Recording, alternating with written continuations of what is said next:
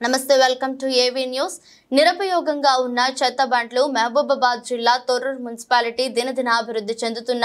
దృష్ట్యా మున్సిపాలిటీలో 16 వార్డులు ఉన్నప్పటికీ వార్డులలోని ప్రజలు ప్రతిదినం ఉపయోగిస్తున్న పొడి తడి చెత్తను మున్సిపాలిటీ సిబ్బంది తరలించడానికి సరైన చెత్త బండ్లు లేక ఇంట్లో పేరుకుపోయిన చెత్త వల్ల ప్రజలు అనేక ఇబ్బందులకు గురి అవ్వడం జరుగుతుందని పలువురు కాలనీ వాసులు ఆరోపిస్తున్నారు. గత బీఆర్ఎస్ ప్రభుత్వంలో చెత్త సేకరణ కోసం తొర్రూరు మున్సిపాలిటీకి ఎలక్ట్రానిక్ చెత్త బండ్లను మంజూరు చేసినప్పటికీ ఆ బండ్ల ద్వారా మున్సిపాలిటీ పరిధిలోని వివిధ వార్డులలో పేరుకుపోయిన చెత్తను మున్సిపల్ సిబ్బంది సేకరించి అట్టి ఎలక్ట్రానిక్ బండ్ల ద్వారా డంపింగ్ యార్డుకు తరలించడం జరిగిందని, అట్టి ఎలక్ట్రానిక్ బండ్లు కొన్ని రోజులకే టెక్నికల్ ప్రాబ్లం వల్ల చెడిపోవగా వాటిని ఎలాంటి మరమ్మతు చేయకుండా పట్టణంలోని స్థానిక వాటర్ ట్యాంక్ వద్ద నిరుపయోగంగా పక్కకు పెట్టడం వల్ల ప్రభుత్వం మరియు ప్రజాధనాన్ని వృధా చేయడం జరుగుతుందని స్థానిక ప్రజలు ఆవేదన వ్యక్తం చేస్తున్నారు. ఇప్పటికైనా మున్సిపల్ శాఖ అధికారులు వెంటనే స్పందించి అట్టి నిరుపయోగంగా ఉన్న